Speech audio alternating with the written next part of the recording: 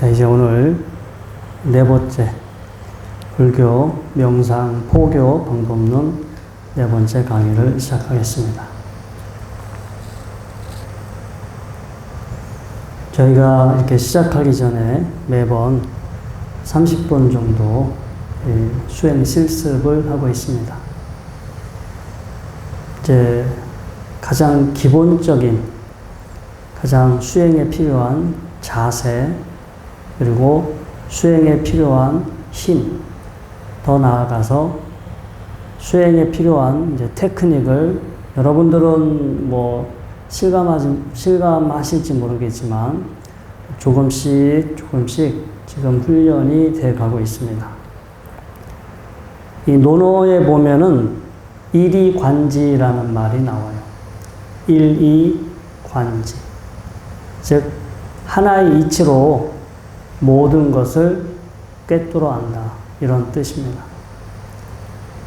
근데 여러분들이 지금 이렇게 앉아서 가장 우리 수행의 기본이 되는, 자, 허리를 반듯이 펴고 가슴을 펴고 그리고 마음을, 우리의 의식을 현재 지금 이 순간 이 자리에 앉아 있는 자기 자신에게 둡니다.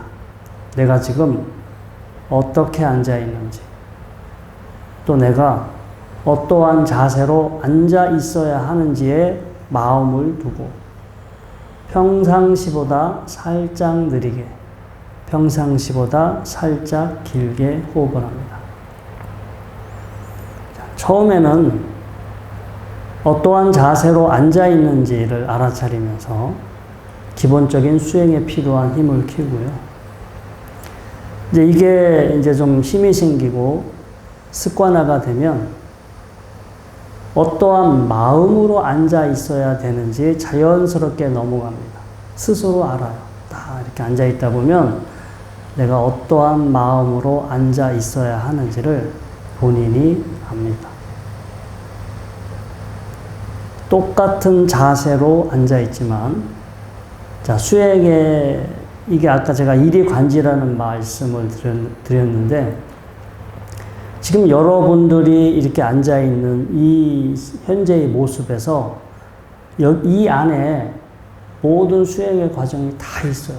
여러분들이 어떠한 수행을 하시던 간에 지금의 이 상태에서 크게 벗어나 있지는 않습니다.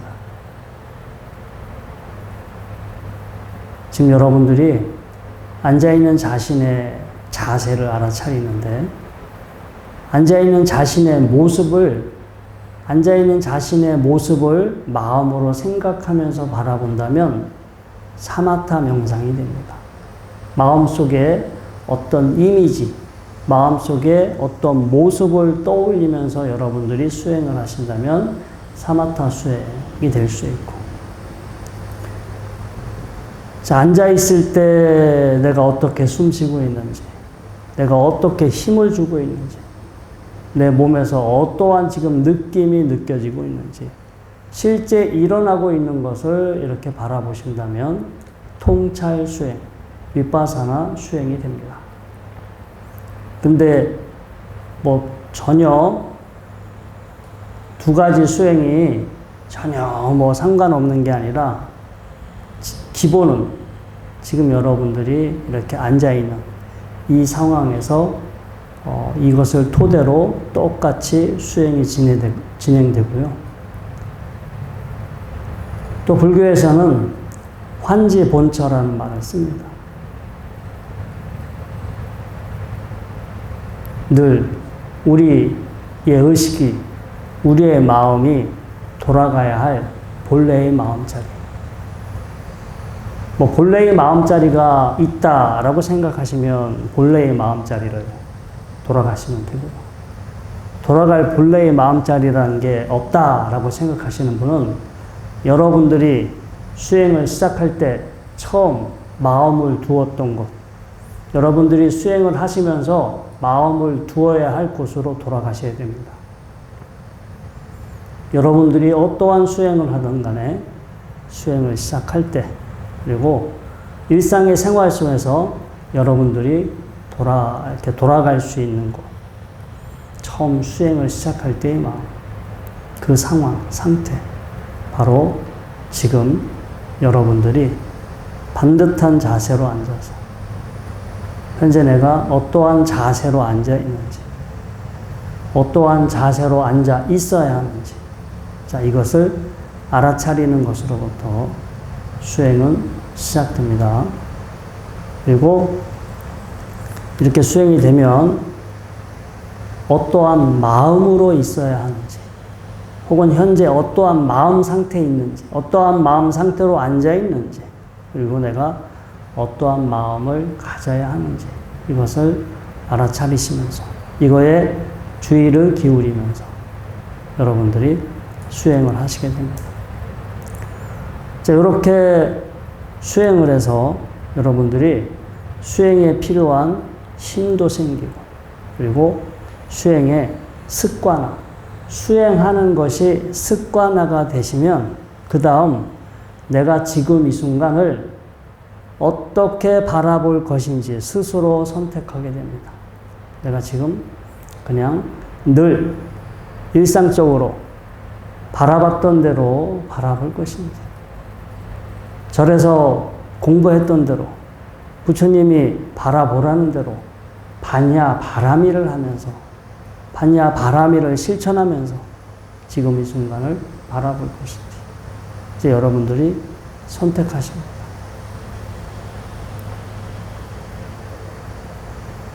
이제 기본적으로 이렇게 앉아 있는 것은 똑같지만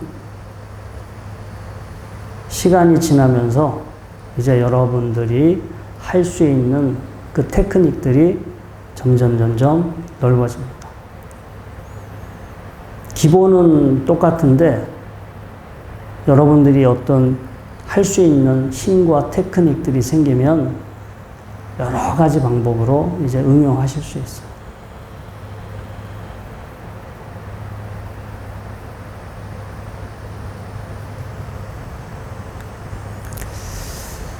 혹시 여러분들이 들어보셨나 모르겠지만 하잉리의 법칙이라고 1930년도 30년대에 미국의 그 어떤 보험회사에서 사고 처리 이것을 담당하던 사람이었다고 합니다.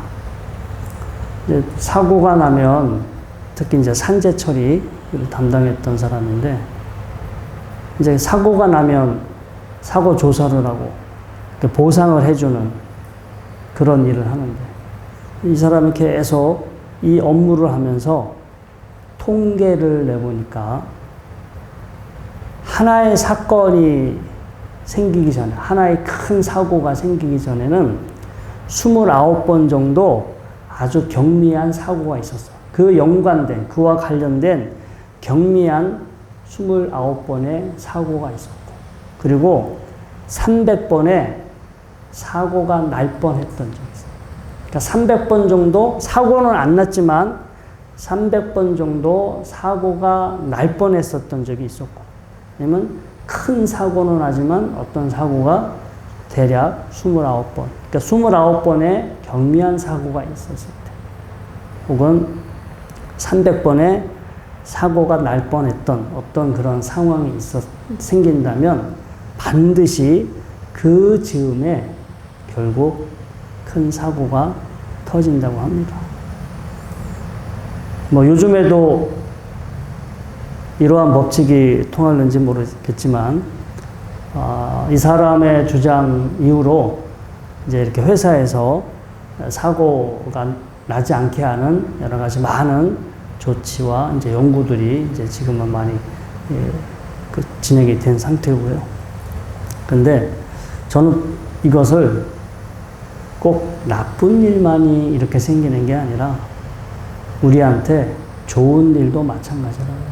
우리한테 어떤 큰 변화, 어떤 큰 결과가 생기려면 29번의 뭔가 큰 사건, 큰 경험은 아니지만 29번 정도의 뭔가 유사한 경험은 우리가 한번 해보든가, 아니면 뭔가 이게 비슷한, 그럴듯한 이러한 자잘한 경험을 우리가 좋은 긍정적인 경험을 한다면 어느 순간 그것이 이제 저는 우리가 특이점이라고 해요. 특이점. 그게 작은 사건이 반복되다 보면 그 에너지가 쌓여서 언젠가는 큰 파도를 일으킬 수 있는 특이점이 찾아온다는 겁니다. 그래서 여러분들이요, 뭐 일주일에 여기 한 번 오셔서 수행하시는 분도 있고, 규칙적으로 매일 집에서 시간을 내서 하시는 분도 있고, 어떻게 하시든 간에 작은 경험들이 반복이 되면 여러분들한테 때가 됐을 때, 어떤 인연이 무르익었을 때 여러분들에게 반드시 어떤 큰 변화의 어떤 경험을 하시게 될 겁니다. 큰 변화를 하셨다고 해서 깨달은 건 아니고요. 그냥 큰 변화. 또다시 그 이후로 큰 변화가 생기면 이제 또 바라보는 게 달라지겠죠. 예전보다 더 넓게, 예전보다 더 깊게 바라보실 겁니다. 큰 변화가 생겼다면 자기에게 습관의 변화가 생기고 자신의 업을 바라볼 수 있는 어떤 그런 눈이 열리고 다른 사람의 업을 바라볼 수 있는 또 그러한 눈이 전에 보이지 않았던 것들이 보이는 경험을 하시게 될 겁니다.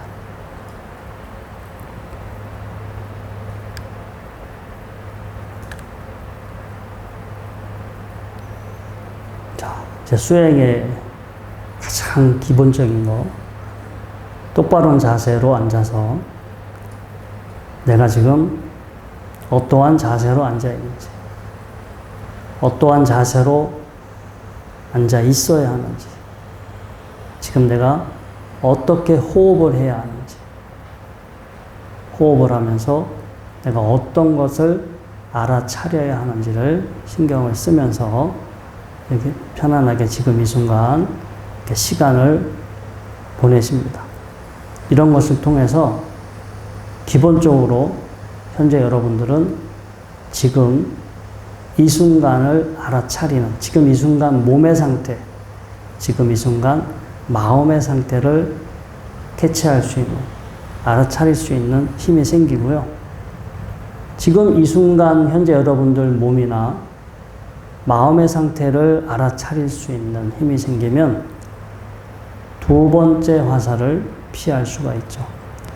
삼일단 이까야에 보면은 화살경이 있습니다. 화살경이 여러 개의 경전이 있어요. 뭐 수타니파타에도 화살경이 있고 삼일단 이까야에도 화살경이 있어요. 수타니파타에 나오는 화살경은 인생이 화살처럼 빠르게 지나간다. 그러니까 정신 차려서 열심히 수행해라. 이런 이제 그런 뜻이 있고요. 이 삼일단 이까야에 있는 이제 화살경은 이제 두 번째 화살. 자, 여러분들이 지금 이렇게 자리에 앉아 계시면, 자, 낮에 바쁘고 힘들게 일하시다 온 분들은 이제 피곤하고 또 배도 고프고 허리도 아프고 다리도 아프고 졸려요. 자, 그런데요, 지금 여러분들이 여기서 경험하는 신체적인, 정신적인 이 현상들은 그 자체는 아무런 문제가 되지 않아요. 여러분들이 하루 종일 바쁘게 열심히 일했다면 지금 피곤하고 졸린 게 정상인 거예요. 그 자체는 문제가 되지 않아요. 여러분들이 체력이 되지 않고 습관화가 되지 않았다면 지금 앉아서 다리가 아프고 허리가 아픈 게 정상이에요. 그건 아무런 문제가 아니에요. 그런데 다리가 아프고 허리가 아프고 졸려, 다리가 아프구나, 허리가 아프구나, 졸리구나, 그걸로 끝내면 문제가 안 돼요. 근데 두 번째 화살을 만나요. 왜 다리가 아플까?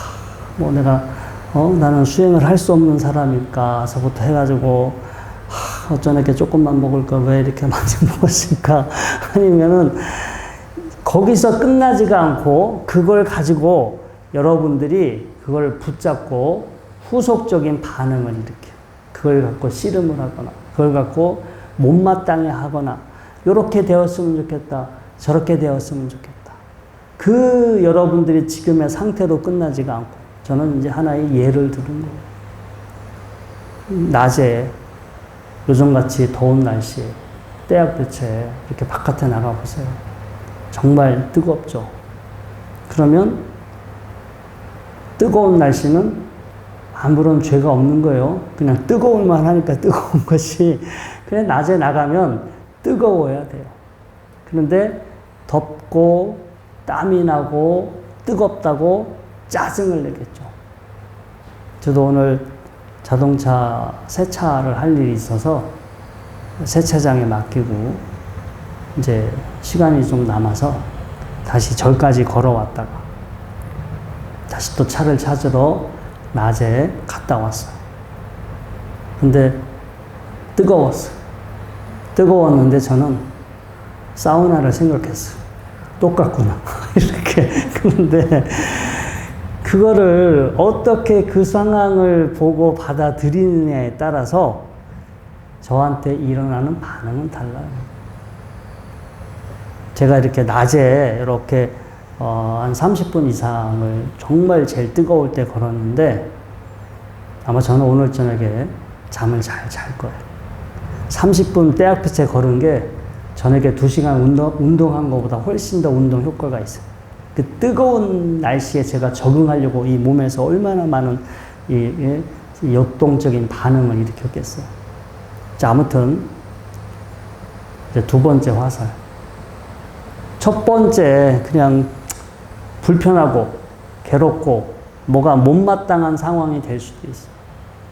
그거는 그때의 상황과 조건에 의해서 인과관계에 의해서 만들어진 현상이기 때문에 그 자체는 좋다, 나쁘다 할 수가 없어요. 그냥 인과관계로 대부분 어떤 상황이 펼쳐지는데 인과관계로 펼쳐지는 그 상황이 내가 마음에 안 들어. 내가 원하는 상황이 아니고 그 순간 내가 뭔가 못마땅하고 불편해. 그러면 우리는 두 번째 화살, 짜증을 내고 미워하고 막 무언가를 욕망합니다. 그런데 여러분들이 아까 제가 환지본처라고 그랬죠. 늘 여러분들이 돌아와야 할 마음자리. 늘 지금 현재 내가 어떠한 자세로 있는지, 어떠한 상태로 있는지를 알아차리는 어떤 그러한 기준점으로 빨리 돌아오신다면 여러분들은 두 번째 화살을 맞지 않습니다. 확실히 달라요. 지금 이렇게 깨어있는 거와 깨어있지 못하고 습관적으로 있는 것은 그 다음 이어지는 반응이 확실히 달라지고요. 저번 시간에 이제 공부한 내용입니다. 두 번째, 지금 이 상황을 알아차리는 것만으로도 습관적인 상태, 습관적인 반응을 끊어낼 수 있다. 이 청정도론에 나오는 대목입니다. 세상에는 흐름들이 있나니 마음 챙김이 그들을 저지한다. 흐름들의 단속을 나는 말하노니 통찰지가 그들을 저지한다. 혹시 여러분들 저녁에 주무시기 전에 유튜브 안 보세요? 보잖아요, 이렇게. 저녁에 어떻게. 근데 안 볼 때는 안 보는데, 한 번 보면 끝내야 될 때 못 끝내. 그러니까 이게 계속 그 연관된 그 자료들이 올라오잖아요. 그러면, 그래, 그냥 뭐, 한두 가지 뭐 내가 보고 싶은 것만 봐야지. 이렇게 해야 되는데, 흐름을 못 끊고, 처음에는 30분만 보고 자야지. 라고 했는데, 보다 보니까 1시간 반이 지나가 있고, 2시간이 지나가 있고. 이게 예를 들은 거예요. 이게 정신 못 차리면 무언가 습관적인 상태로 흘러가요. 습관적인 상태.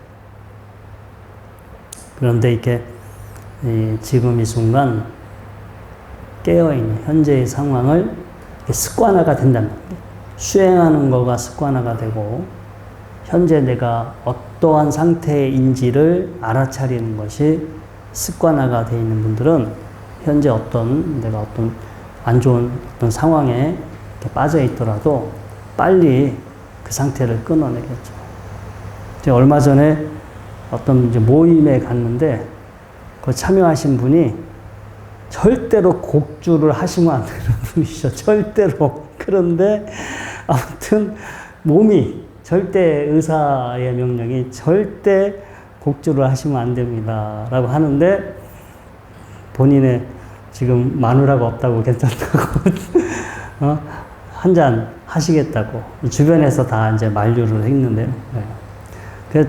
그 순간 이렇게 본인이 스스로를 알아차리고 스스로를 자각하는 힘이 있다면 본인이 지금 분명히 병원에서 심각한 상황이니까 절대 드시면 안 됩니다라고 그렇게 경고를 받은 상황인데 그거를 본인이 드시면 안 되겠죠. 아무튼 주변에 지인들이나 이런 분들은 알고 있으니까 그걸 딱 그렇게 만류를 해주셨는데, 예를 들어서 스스로 자신의 몸의 상태, 현재 자신의 상황을 안다면 그런 상황에서 자기가 절제를 하는데 큰 힘이 될 수가 있겠죠. 그래서 아무튼 제 수행이 가장 기본이 반듯하게 앉아서 들이쉬고 내쉬면서 어떠한 자세로 있는지, 몸의 현재 상태가 어떤지 이런 것만 알아차리고 있을 뿐인데, 자, 이거 자체가 보수적으로 여러분들이 이렇게 흐르고 있던 습관적인 상태를 끊어낼 수 있는 결과적으로 이런 결과가 찾아오게 됩니다. 자, 세 번째요. 시야가 넓어집니다. 처음에는 우리가 운전할 때, 운전을 처음 배울 때는 정신없잖아. 지금 뭐 다음 동작 뭐 해야 하는지, 차선 바꿀 때도 처음 운전을 배울 때 차선 바꿀 때도 얼마나 힘들었어요. 진땀 흘리고. 근데 시야가 이렇게 습관화가 되면 점점 이렇게 볼 수 있는 그 시야도 넓어지고 요령이 더 생기잖아요. 수행도 마찬가지입니다. 처음에는 그냥 앉아있는 거, 들이쉬고 내쉬는 호흡, 지금 내가 앉아서 뭐 해야 할까 막 이런 거 이 생각하기 급급한데요. 이게 습관화가 되고 어느 정도 힘이 생기고, 그리고 자, 이 앉아있는 나의 모습을 이렇게 하나의 덩어리, 현재 앉아있는 나의 모습을 하나의 덩어리, 이게 머리다, 가슴이다, 허리다 이렇게 생각하지 않고 그냥 앉아있는 현재 나를 하나의 덩어리로 이렇게 그냥 편안하게 알면서 들으시고 내쉬면 습관화가 되고 여러분들이 인지하는 느낌이 일정한 상태로 유지가 되면 그게 어떤 아주 특정한 느낌이나 특정한 상태로 탁 자리를 잡아요. 그냥 그게 딱 수행만 하면 그냥 자연스럽게 여러분들에게 익숙한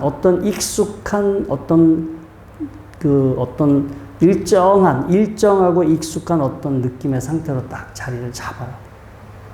그러면 그게 뭔가 변치 않는 하나의 일관된 수행의 주제가 되죠. 우리가 이것을 보통은 니미tta라고 합니다. 근데 이게 자세도 안 돼 있고 습관화가 안 돼 있는 분들은 생길 리가 없어요. 어쩌다가 뭐 이상하게 착각 비슷하게 생기면 뭐가 빛이 번쩍하고 뭐가 가려웠던 게 어디가 가려웠던 게 풀리고 뭐 이러다 보면 그런 것들을 착각해서 저도 이야기 듣다 보면 그거 가려운 거 풀린 것 같은데, 아무튼 저는, 오래 하다 보면은요, 이 몸의 상태가 늘 일정한 자세로 있고, 일정한 자극이 주어지고, 그게 탁 습관화가 되면, 그냥 자연스럽게 그 느낌 자체가 습관화가 돼요. 여러분들이 마음을 두는 거가 습관화가 돼요. 그러면 자연스럽게 여러분들 이렇게 집에 들어갈 때 자연스럽듯이 그냥 명상할 때 자연스럽게 늘 마음에 두는 것에 그냥 가볍게 마음을 두겠죠. 그리고 습관화가 되니까 마음에 힘을 덜 써요. 여러분들은 지금 힘을 쓰고 있어요. 용 쓰고 있어요. 근데 용을 안 쓰면 안 돼요. 지금 단계에서는 계속 반복해서 생각을 이렇게 계속해서 생각이 떠나고 생각이 지금 제자리에 아니기 때문에 떠나면 갖다 놓고 떠나면 갖다 놓고 이걸 계속해서 반복하셔야 돼요. 이제 반복하시는데 이게 또 시간이 지나서 습관화가 되면 여러분들이 의도하지 않아도 저절로 그게 반복돼요. 우리가 어떤 노래가 꽂히면 반복해서 계속 그 노래가 흥얼흥얼 하는 것처럼 여러분들이 수행하는 게 자기도 모르게 반복적으로 어떤 상태가 지속이 되고 힘을 덜 써요. 일단 힘을 덜 쓰니까 몸이 이렇게 빠지죠. 그리고 힘을 덜 쓰는 거는 정신적으로 육체적으로 일단은 이완, 육체적으로 이렇게 힘을 빼는 거, 힘을 덜 쓰는 게 필요하고 정신적으로 내려놓는 게 같이 들어가요. 정신적으로. 그러니까 이렇게 정신적으로 내가 이거 이거를 내가 붙잡고 있을 필요가 없어 하고 그냥 탁 무시하고 탁 내려놔. 그러면 정신적으로 내려갑니다. 육체적으로 이렇게 쭉 가볍게 내려가는 거 이완되고, 두 번째, 심리적으로 여러분들이 막 이렇게 용을 쓰고 붙잡고 뭔가를 붙잡았는데, 내가 이거 붙잡고 있을 필요가 없네 라고 어느 순간 알면서 그냥 탁 놓아버려요. 놓으면 그 다음 단계로 내려가는 거 자연스럽게 좀 더 가벼운 뭔가 여러분들이 붙잡고 있는 것들이 탁 놓아버리게 돼요. 근데 그 다음 내려갔다고 해서 끝은 아니에요. 또 거기서 머물다가 또 거기도 이것도 또 부질없다 해서 여러분들이 또 한번 놓아버린다면 다시 또 내려가겠죠. 그러면 내려가는 거가 계속해서 그렇게 힘이 빠져요. 육체적으로 몸으로 힘쓰는 것도 힘이 빠지고 정신적으로 이렇게 붙잡고 있는 것도 계속해서 놓아버리게 됩니다. 그래서 이 마음의 상태가 단순해져요. 마음의 상태가 이렇게 좀 차분하고 단순해지고 거의 내가 힘을 쓰는 건지 힘을 안 쓰는 건지. 여러분들 주무실 때 자려고 힘을 쓰시나요? 아니면 힘을 안 쓰시나요? 힘을 안 쓰죠? 자려고 힘쓰면 어떤 현상이 생겨요? 잠이 깨죠. 그런데 잘 때는 힘을 안 쓰잖아요. 그러니까 잠에 빠지고. 그래서 수행도 두 가지가 있어요. 내가 이렇게 힘을 안 써. 힘을 안 쓰고, 힘을 안 쓰는데 힘을 쓸 필요도 없이 너무 대상이 선명해. 너무 대상이 선명하고 분명하게 알고 있기 때문에 힘을 쓰지 않아서 그냥 분명하게 알고 있고. 근데 그게 단점이 뭐냐? 힘을 쓰지 않고 있기 때문에 약발이 다 되면 그냥 잠에 빠져들게 돼 있어요. 가끔 여러분들이 수행을 하시다가 이제 수행을 계속 하시다가 습관화가 되시면 자다가 깨도 할 거예요. 자다가 깼는데 그냥 자기도 모르게 수행을 하고 계실 거예요. 근데 그럴 때 잘 보세요. 보시면 힘을 안 쓰고 있어요. 그냥 자다가 깼는데 의식은 깬 것 같은데 수행을 하고 있어. 수행을 하고 있는데 오롯이 대상을 알고 있는데 전혀 힘을 쓰지 않는 그런 경험을 여러분들이 곧 하실 겁니다. 근데 그거를 여러분들이 그 느낌을 기억해 두셨다가 생시 때도 그 느낌으로 하시면 마음에 착 가라앉고 힘쓰지 않으면서도 분명하게 대상을 인지하는 상태가 되겠죠. 자, 아무튼 어떤 것을 알아차리다 보면 여러분들이 노력하시는 것만큼 시야가 넓어집니다. 시야가 넓어지면 그때 특성이 보이는 거예요. 그러니까 안팎이 보여요. 안팎이. 내 안에도 현재 이런 상태고요. 내 주변도 이렇게 구체적으로 알진 않아요. 대략적으로 내 안에 현재 이런 상황이고 내 경계 바깥에는 이런 상황이라. 뭔가 이런 상황을 넓은 넓은 시야로 전체적인 상황을 이렇게 가볍게 압니다. 근데 그렇게 가볍게 이게 뭘까 저게 뭘까 디테일하게 들어가서 알진 않아요. 그냥 막연하지만 현재 내 안에 이런 상태구나. 내 바깥이 현재 이런 상태구나. 현재 지금 이 순간 현재의 상태가 어떻다는 걸 이렇게 아는데 그게 어떤 디테일하게 초점을 맞추지 않지만 어떤 상황을 알기 때문에 그렇게 알다 보면은 특성으로 보여. 뭔지 모르지만 끊임없이 변하고 있구나. 계속 이 상황들이 끊임없이 계속 변하고 있구나. 모든 것들이 무상한 것이구나. 라고 이 특성이 보입니다.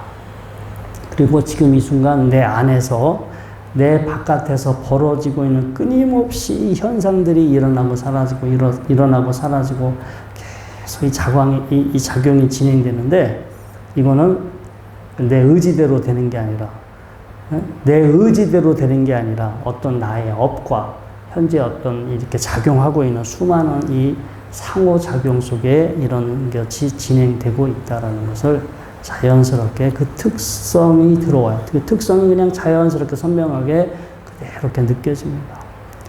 우리 영어 공부 오래 하시면 열심히 하다가 한 1년 정도 지나면 뭐가 잘 들려. 매일 처음에는 무슨 말인지 안 들리는데 계속 영어 단어 외우고 드라마 보면서 계속 받아 적기 하고 막 그렇게 몇 달을 열심히 하잖아요. 어느 순간 자고 일어났는데 방송을 들으면 방송이 또렷또렷하게 이제 막 귀에 들어와. 근데 이것도 수행도 똑같은 거예요. 처음에는 이렇게 시야가 좁아서 지금 현재 나한테 가까운, 나한테 벌어지는 이 어떤 그 거친 현상들, 다리 아프고, 졸리고, 피곤하고, 뭐 이런 것들, 몸의 자세, 거친 현상들이 여러분들이 이렇게 느끼시겠지만, 시간이 지나면 시야도 넓어지고, 그 다음에 자연스럽게 이 특성으로 보여. 끊임없이 변화무쌍하게 작용하고 있구나. 그게 내 마음대로 컨트롤 되는 게 아니구나. 그리고 무언가의 고유한 실체가 있는 게 아니구나. 그냥 이 손뼉 소리처럼, 손뼉은 조건이 맞았을 때 일어난 현상이지 손뼉 소리라는 게 본래 없어요. 이 앞에 켜져 있는 촛불도 조건이 만나서 타고 있을 뿐이지 촛불이라는 본래의 실체가 별도로 존재하지 않는 것처럼 모든 것들이 조건이 만나서 작용하고 있을 뿐 고유한 실체가 있는 것이 아니구나. 이것을 우리가 무아라고 그래요. 무아. 쟁무상. 일체계 고. 고는 내 마음대로 되지 않고 내 마음대로 되지 않아서 불만족스럽기 때문에 괴롭다라고 합니다. 세 번째, 뭔가 고유한 실체가 없어. 이것을 여러분들이 이렇게 시야도 넓어지고 보는 시력도 생기고 그러면서 자연스럽게 이제 보시겠죠. 이제 이거는 앞으로 여러분들이 이렇게 진행이 되실 거라는 거고요. 이게 왜 중요하냐면 제가 어저께 제가 이 일요법회 때도 말씀을 드렸는데 자, 부처님은 생로병사에서 벗어나려고 출가하신 거예요. 생로병사를 해결하기 위해서. 그런데 처음에는 생로병사가 괴롭기 때문에 생로병사가 없는 상태, 생로병사가 없는 세상이 있을 거다 생각했어.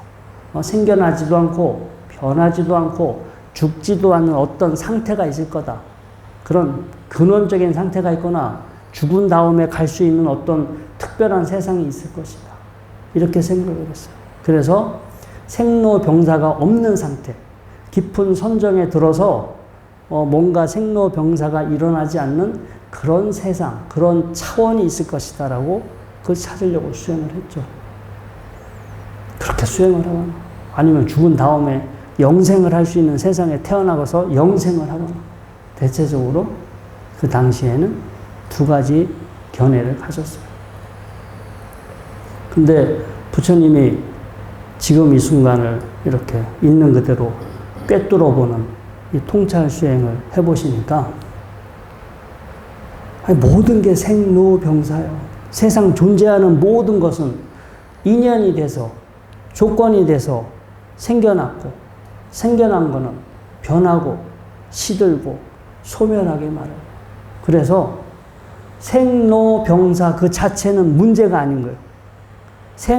처음에 부처님이 깨닫기 전에는 생로병사가 괴로움이었어. 생로병사가 없는 것을 추구했다면 부처님이 있는 그대로 꿰뚫어 보니까 생로병사는 괴로움이 아니야. 자연스러운 순리예요, 순리. 세상 모든 존재들이 가지고 있는 순리. 그냥 생겨나고, 변하고, 시들고, 소멸하고. 근데 그거를 늙지 않았으면, 아프지 않았으면, 죽지 않았으면, 나라는 의식을 가지고, 나라는 인식을 가지고 내 중심적으로 내가 혹은 내가 사랑하는 사람이 죽지 않았으면, 내가 사랑하는 사람이 아프지 않았으면, 이런 자아 개념, 나라는 인식이 들어갔기 때문에 괴로움, 그게 생로병사가 괴로움이 되는 거지. 나라는 의식이 제거되게 되면 생로병사는 더 이상 괴로움이 아니에요. 여러분들이 생로병사가 괴로움이면 여러분들은 뉴스를 볼 때마다 매일 밤 통곡을 하셔야 돼. 여러분들 뉴스 볼 때 그렇게 많은 사람들이 죽었다는 소식을 들어도 아무렇지도 않잖아요. 조금 불쌍하다 뭐 이런 생각은 가지지만 나라는 개념이 들어가 있지 않은 죽음, 나라는 개념이 들어가 있지 않으면 그게 나한테 괴로움으로 여겨지지가 않아요. 근데 여러분들이 경험을 앞으로 해야 할 노병사도 마찬가지예요. 그냥 있는 그대로, 작용하고 있는 그대로 여러분들이 긍정하신다면 여러분들이 늙고 아프고 죽는다 하더라도 그게 괴로움이 아닌데 거기에 나라는 의식이 들어가서 내가 늙으면 안 되는데, 내가 아프면 안 되는데, 내가 죽을 때 잘 죽어야 되는데, 이렇게 나라는 개념이 결부가 돼버리면 노병사가 이제 여러분들한테는 괴로움으로 인식되게 됩니다. 그래서 그냥 지금 이렇게 앉아서 그냥 어떤 자세로 앉아 있는지, 어떤 자세로 앉아 있어야 하는지, 현재 내가 뭘 느끼고 있는지, 이런 거를 지금 여러분들이 연습을 하고 있지만 이 연습을 통해서 이제 여러분들은 생로병사에서 벗어날 수 있는 그런 어떤 힘과 테크닉, 그런 지혜를 여러분들은 아시게 될 거예요. 이 지금의 여러분들이 현재의 자세나 현재 여러분들이 하고 있는 거, 이거를 떠나서 딴 데 가서 답이 없어요. 지금 이렇게 앉아있는 이 상황에서 사실 여기에 다 답이 있어요. 답을 여러분들이 지금 그것을 알아차리지 못하고 인지하지 못할 뿐이지, 똑같이 부처님도 이 자리에 부처님이 계신다면 여러분들하고 똑같이 지금 반듯하게 앉아가지고 들숨날숨 현재 내가 어떤 자세로 있는지, 내 몸에 현재 어떤 느낌이 생겨나고 있는지 그걸 이렇게 바라보고 계셨을 거예요. 바라보면서 이건 나야, 이건 내가 소유할 수 있는 거야, 여기 뭔가 고유한 실체가 있어, 이런 생각을 전혀 갖지 않고 바라볼 뿐이에요. 아라한 수행이 되신 분들은 지금 여러분들과 똑같은 걸 하고 계신데 여러분들은 아직 나라는 견해가 빠져나가지 않았기 때문에 지금 내 다리가 아프다, 내 허리가 아프다, 지금 그렇게 해서 여러분들은 끊임없이 여러분들 의지와 무관하게 나라는 그 의식이 계속 지금 그 습관적으로 결부가 되어 있고, 수행을 하신 분들은 그런 것들이 다 이제 빠져나가게 됩니다. 자, 이렇게 해서 이제 상황을 이렇게 넓게 이렇게 바라보시는 그런 힘이 생기다 보면은 이제 내가 어떠한 업은 이제 여러분들 알게 모르게 여러분들한테 내재된, 여러분들한테 체화된, 여러분들한테 완전히 익숙해진, 무의식적으로, 잠재적으로 여러분들이 하고 있는 어떤 습관적인 행위, 판단, 이런 것도 마찬가지겠죠. 무의식적인 습관, 이런 모든 것들을 우리가 업이라고 합니다. 살아오면서 내가 어떠한 업으로 살아가고 있는 건지, 이런 것도 서서히 이제 의식하게 됩니다. 노숙자들은 냄새가 나지만 그 냄새에 너무 오랫동안 쩔어 있으면 스스로 자신의 몸에서 냄새가 난다는 걸 몰라요. 여러분들은 여러분들만의 고유한 업으로 오랫동안 여러분들이 가진 업이 여러분들의 정체성이죠. 그걸 자신이라 믿고 너무나 오랫동안 여러분들은 여러분들만의 말하는 습관, 행위 습관, 사고 습관을 가졌어요. 사람마다 고유한 저마다의 습관을 가지고 있고 저마다의 업을 가지고 있는데 의식하지 못해요. 왜냐? 그거를 스스로 자기 자신과 동일시해서 오랫동안 살아왔기 때문에 자기 업을 인지하지 못하는데 이렇게 자기 자신을 알아차리고 자기와 주변의 상황을 이렇게 같이 넓게 이렇게 왜냐하면 타인을 보거든요.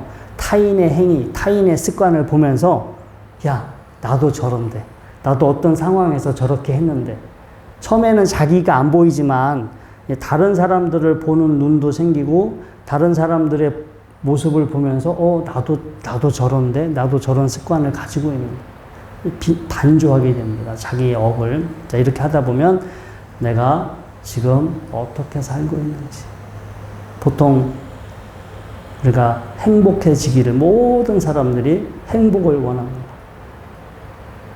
여러분들이 국어사전에서 행복이라는 단어를 찾아보시면요.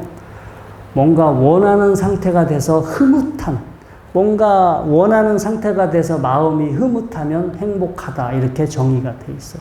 어떤 원하는 상태가 되었을 때 느끼는 흐뭇한 감정을 행복이라고 합니다.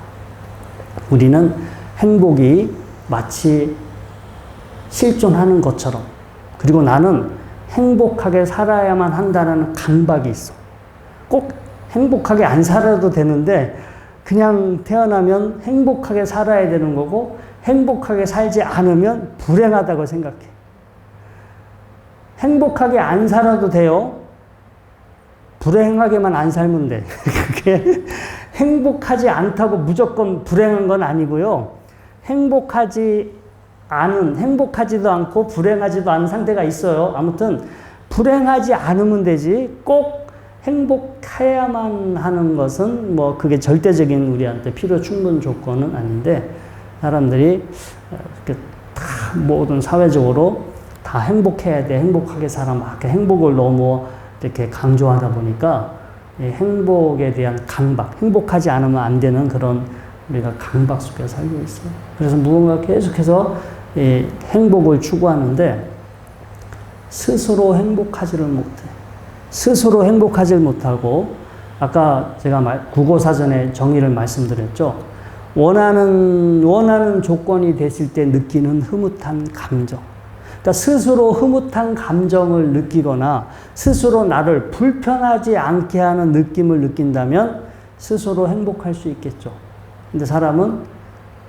근데 대부분의 사람은 스스로 자기를 이렇게 우리가 수행을 통해서 스스로를 불편하지 않게 하실 수 있는 분들도 계시고 이걸 혼자 못해가지고 끊임없이 나한테 만족감을 이렇게 가져오는 그 조건, 어떤 조건을 통해서 만족을 경험하시는 분들이 많아. 그러니까 나를 행복하게 해주는 조건이 필요해.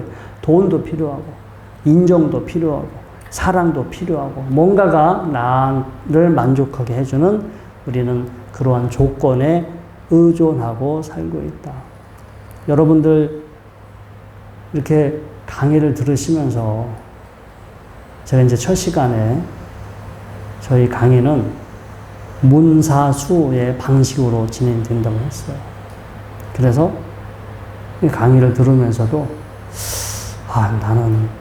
나는 행복하려고 살고 있는지 행복에 신경 안 쓰고 살고 있는지 그리고 나는 도대체 어떻게 행복하려고 여러분들 지금 바쁘잖아요. 지금 여기 이 자리에 오신 분들이 대체적으로 한가하게 집에서 놀고 계신 분은 없는 것 같아.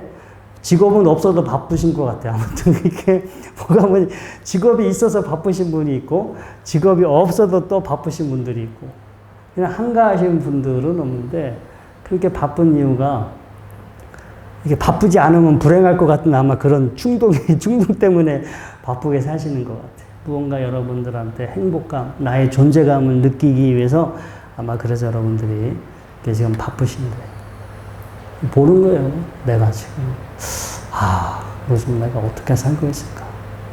우리가 앉아있는 자세, 뭐, 이런 것만 사실 보는 게 아니라, 시야가 넓어져서, 내가 지금 어떻게, 뭐 하면서 살고 있을까? 내가 뭘 바라고, 뭘 원하면서 이렇게 살고 있을까? 거울을 비춰보듯이, 여러분들의 모습, 어떤 살고 있는 생활의 모습도 이렇게 보시고요. 이 행복은 한번 행복감을 맛보면 중독이야, 중독. 마약하고 똑같아. 한번 행복을 맛보면 그 다음에 또 그러한 행복감을 맛보고 싶어요. 똑같아요. 그리고 금단 현상이 있어서 계속해서 내가 뭔가 나를 기쁘고 나를 불편하지 않게 하는 어떤 그런 상태로 있어야지, 그런 상태가 되지 않으면 막 불안해하고 불편해요. 사실 뭐 여러분들이요, 저녁에 집에 가셔서 며칠 동안 아무도 안 만나고 혼자 조용히 집안에서 가만히 앉아 계시면 얼마나 좋겠어요. 좋겠죠? 좋을까요? 아니면 막 심심하고 답답하고 불안해할까요? 심심하고 답답하고 불안해하면 환자들이야. 이게 뭔가 금단현상. 이 누군가를 만나고 뭔가를 해야 하고 뭔가 뭐 나의 어떤 감각적인 만족을 이렇게 만족시키는 거에 중독이 되어 있는 상태니까 그런 자극이 안 들어오면 힘들어하는 거야. 오죽하면 교도소에서 거기서 죄지면 독방을 가잖아요. 우리가 현실 보면은 독방에서 자기 혼자 있으면 제일 편해야지. 근데 독방에 혼자 앉아 있는 건 버리고 짐 버리거든요. 근데 혼자 있는 게 그만큼 괴로워. 무언가 자기 이렇게 원하는 자극이 들어오지 않으면 그건 그 사람한테 괴로움이 돼. 사실은 아무런 자극도 들어오지 않아서 불편하지 않으면 그게 기초 디폴트 상태인데 우리는 지금 중독이 된 상태라서 초기 값이 엄청 올라가 있어요. 아무것도 안 하고 그냥 가만히 있어도 전혀 불편하지 않아야 돼요. 근데 여러분들 그렇게 하고 있으면 심심하다, 쓸쓸하다, 내가 왜 살지? 뭐 이렇게 별의별 부정적인 생각을 하셔서 아무것도 안 하고 있는 것 그 자체를 감당을 못 하실 수도 있어요. 알게 모르게 보는 거, 먹는 거, 느끼는 거, 각종 우리가 감각적인 만족감에 중독이 돼서 그렇게 살고 있고요. 그리고 우리는 어떤 조건을 통해서 행복해지기를 이렇게 바라는데, 그런데 이 조건의 수준이 너무 올라가 버렸어. 요즘, 이 템플스테이 들어올 때요, 방 안에 에어컨과 화장실이 없으면 아예 안 신청을 안 해. 불과 10년 전만 해도 괜찮았어요. 10년 전만 해도, 괜찮아요. 절에 왔으니까 에어컨 없어도 돼요. 화장실 공용 화장실 써도 돼요. 10년 전만 해도 그게 문제가 되지 않았어요. 컴플레인 대상이 되지 않았는데, 저희도 템플스테이 진행하고 있지만, 제일 와서 에어컨이 있는지 확인해요. 그래서 못 견디는 거야. 이게 사람을, 나를 만족시켜 줄 수 있는 수준이 올라갔어요. 올라가서 행복해지기가 그만큼 예전보다 더 어려웠어요. 여러분들, 저보다 다 연세가 많으신 분들이니까, 20년 전, 20년, 30년 전하고 생활하고 비교해 보세요. 얼마나 지금 사실은 많이 수준이 올라갔어요. 수준이 올라갔으니까 옛날보다 2배, 3배 행복해 하셔야지. 지금 2배, 3배 행복하세요? 아니면은 똑같은 초기 값이에요, 아직까지? 이게,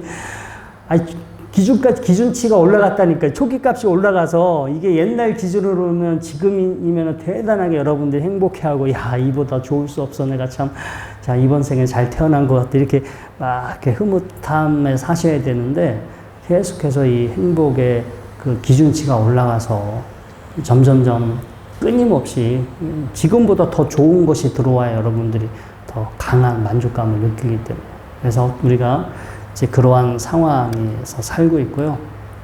근데 이게 행복이 스스로 행복해 할 수 있으면 전혀 문제가 되지 않아요. 그러니까 나는 어떤 상황이나 조건이 됐을 때 행복감을 느끼는데 이게 서로 그 조건을 원합니다. 나 혼자만 원하는 게 아니라 다른 사람들도 제가 원하는 조건을 원해. 경쟁이 일어납니다. 내가 누군가를 가져야 돼. 뭔가를 어떤 내가 원하는 조건을 가지면 누군가는 그 조건을 못 가져요. 행복도 경쟁의 대상입니다. 이 행복이라는 게 누군가 공평하게. 여러분들이 수행해서 스스로 행복한 거는 경쟁의 대상이에요? 대상이 아니에요? 아니죠. 그러니까 여러분들이 하고 싶은 만큼 하면 되지. 근데 이 외적으로 행복을 찾아, 외적으로 만족감을 찾아버리는 그 순간 필연적으로 경쟁이 일어날 수밖에 없어. 왜냐하면 지금 여러분들 이 시간에 이렇게 법당에 앉아 계시니까 지금 뭐 엄청나게 행복하죠? 아니, 이 시간에 어디 돈 벌러 안 가고 이 시간에 여기 앉아 있으니까 얼마나 행복해. 그런데 그런 생각이 안 들죠? 왜냐? 누구나 할 수 있는 거잖아요. 누구나 시간 내면 여기 와서 앉아 있어. 아니, 어떤 사람한테는 지금 여러분들처럼 이 법당에 이렇게 앉아 있는 거가 나도 저기 가서 저렇게 앉아 있었으면 좋겠다라고 누군가는 이게 행복의 조건이에요. 하지만 희한하게 누구나 다 가질 수 있는 걸로는 행복해 하지 못해. 그렇잖아요. 행복이 내가 어떤 조건을 가지면 행복하겠는데 아무나 가질 수 없는 거, 응? 희소성. 누구나가 다 가질 수 없는 거를 가졌을 때 행복감을 느끼지. 개나 소나 다 가질 수 있는 거 있잖아. 속된 말로 그런 걸 내가 가지고 있다고 그래서 사람이 행복하지 못해. 그러니까 누구나 가질 수 있는 거는 그런 건 가진다 하더라도 뭐 행복감이 안 느껴지고 누구나 가질 수 없는 걸 가지려고 하다 보니까 피튀기고 싸워야 돼. 얼마나 이게 머리 아프고 마음 다치고 서로 그래서 갈등하고 싸우잖아요. 그러니까 마음도 아프고 마음이 아프니까 몸도 아프고 그래서 어떻게 됐느냐? 그래서 이제 별의별 걸 해보다가 요즘 또 명상하면은 좀 낮은다고 하니까 그래서 이 명상을 많은 사람들이 또 권유하기도 하고 찾기도 해요. 사실 명상에 대한 어떤 그 깊은 정보나 이런 것들이 많이 알려지지 않은 상황에서 표면적으로만, 그러니까 제가 시간이 이제 다 돼서 명상이요. 우리가 이제 명상은 공부하면 공부할수록 정말로 어렵고 아주 공부해야만 하는 게 엄청나다. 왜냐하면 제가 명상을 해보니까 일단 김연아처럼 되는 것보단 더 명상이 어려운 것 같아. 여러분들이 지금서부터 피겨 스케이팅을 타든가 축구를 해서 손흥민처럼 되든가 야구를 해가지고 뭐 류현진처럼 되든가 그렇게 되는 거 하는 것보다 여러분들이 명상을 해서 무언가 깨달음을 얻는 게 확률적으로 더 힘들어요. 여러분들 습관에 거슬리는 거. 습관. 이제까지 살아왔던 나한테 내재되어 있는 습관을 계속 거슬러 가야 되기 때문에 그게 결코 쉬운 건 아닌데 잠깐 제가 그냥 테라피 그러니까 우리 뭐 어디 가서 뭐 마사지 받는 거 가볍게 하는 거 있잖아. 무슨 냄새 맡고 뭐 소리 듣고 이런 거 있잖아요. 이런 걸 그냥 테라피라고 하는데 그냥 테라피 수준의 그 명상이 지금 너무 보편화되어 있고 그러다 보니까 테라피 수준의 어떤 명상하면 그게 전부다라고 생각하거나 그리고 테라피 수준의 명상도 필요합니다. 저희가 머리가 아픈데 매번 머리 아플 때마다 가서 MRI 찍을 수 없어요. 그렇죠? 그냥 머리가 아프다, 가볍게 머리가 아프다. 그러면 뭐가 필요해요? 진통제가 필요하죠. 머리가 아픈데 또 가가지고 뭘 다 찍고 하려면 얼마나 힘들어. 그런데 머리가 아플 때 진통제가 필요하듯이 우리가 명상도 그 순간 나를 힘들고 불편한 증상을 잠시 가라앉히고 그것을 잊게 해주는 처방은 필요합니다. 이런 수준에서 테라피적인 명상은 필요한데 이게 명상의 전부다. 나 생각하시면 안 돼. 그리고 그 테라피적인 명상 테크닉 배워가지고 사방에 다 가서 그거 갖고 다 써먹으려고 안 돼요. 그게 써먹을 때는 어떤 상황에서는 그 테라피적인 명상이 효과가 있어요. 그런데 마치 그걸 만병통치약인 것처럼 그거 하나 배워가지고 오만 데 가서 다 이렇게 그걸 활용하겠다? 아니면 그걸 가지고 되게 깊은 지혜를 얻겠다? 이런 거는 생기지가 않아요. 그냥 명상도 기본적인 자세를 만들어주는 특화된 명상이 있고, 잠시 괴로운 증상을 가라앉혀주는데 특화된 명상이 있고, 그리고 이런 포괄적으로, 종합적으로 모든 것을 다 할 수 있는 명상이 있고, 그래서 저희가 지금 이제 앞으로 공부하게 될 우리 불교 명상은요, 우리가 늘 얘기합니다. 개, 정, 해. 이 개, 각각이 하나의 수행 체계입니다. 개, 감각기관 단속하고, 네? 자기 습관을 바꾸는 거예요. 현재 내가 어떠한 습관으로 살고 있는지, 내가 보고 듣고 말하는 걸 어떻게 조심해서 내 습관을 어떻게 바꿔갈 것인지, 개를 닦아서 전반적으로 나를 힘들게 하는 상황은 피하고 내 몸과 마음을 차분하게 하는 습관을 만들어서 마음을 고요히 차분하게 가라앉혀서 어떤 긍정적인 마음 상태, 그리고 차분한 마음 상태를 닦고, 그 다음에 인식, 세상을 바라보는 그냥 표면적으로, 습관적으로, 관념적으로 어떤 걸 보는 게 아니라 저 현상이 어떻게 해서 생겼을까? 어떤 인과관계에 의해서 생겼을까? 저게 본질이 있는 건가? 아니면 조건이 만나서 작용하고 있는 것인가? 이렇게 바라보는 거. 그러니까 어떤 한 가지 테크닉만 있는 게 아니라 괴로움을 예방하고, 괴로움의 증상을 해결하고, 괴로움의 원인을 파고 들어가서 근원적으로 이것을 해결할 수 있는 개정의 사막의 수행 체계를 갖추고 있고요. 그리고 이 종합적인 수행 체계를 갖췄기 때문에 웬만하면, 저도 지금 템플스테이 진행하면서 매일매일 젊은이들, 특히 젊은 아가씨들이 매일매일 템플스테이 들어와요. 절이라는 곳에, 대부분이 절이라는 곳에 처음 들어온 친구들이에요. 이 친구들 30분, 40분 제가 앉혀서 명상을 시키거든요. 그런데 다 이거 갖고 써먹는 거예요. 딴 걸로 안 써먹고 그냥 기본적인 거 가지고 생초보, 불교도 아니고 절에 처음 들어오는 그 젊은이들을 30분, 40분, 그리고 이 친구들이 템플스테이 하고 가면은 한국 갤럽에서 다 전화가 가서 다 만족도 조사합니다. 좋았냐, 안 좋았냐, 뭐가 좋았냐, 어떤 문제가 된 거 없냐, 전화로 다 물어봅니다. 제가 한번 실수로 어떤 아가씨가 다리 불편하길래 허벅지가 너무 두꺼워서 불편하신 것 같아요 라고 얘기했다가 이거 경고 먹었어요. 그 아가씨 신고해가지고 제가 벌점 먹었어요. 벌점. 저희도 점수를 먹거든요. 그런데 그냥 가볍게 한 말인데 이게 또 저의 습관이긴 한데 저는 그냥 웃기자고 한 얘기인데 그 아가씨한테는 그게 상처가 됐나 봐요.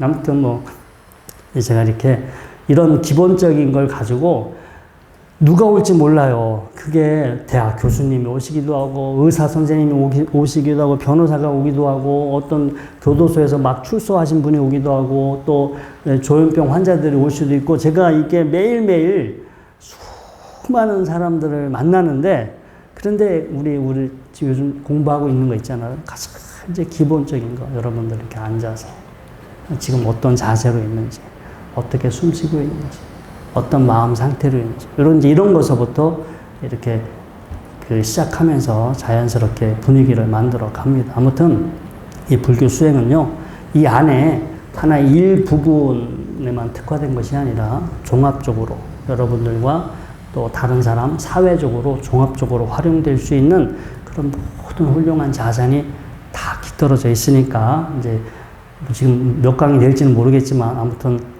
80강을 다 하시게 되면, 제가 오늘 이 시계를 놓고 와가지고 지금 시간이 지금 엄청 흐른 것 같은데, 아무튼 제가 다음 주에 까먹지 말고 시계를 꼭 놓고 하겠습니다. 아무튼 우리 불교 수행이 이러한 장점을 가지고 있다라는 거 잘 인정해 주시고 열심히 믿음을 가지고 수행해 주시기 바랍니다. 자, 오늘 강의는 이것으로 마치도록 하겠습니다.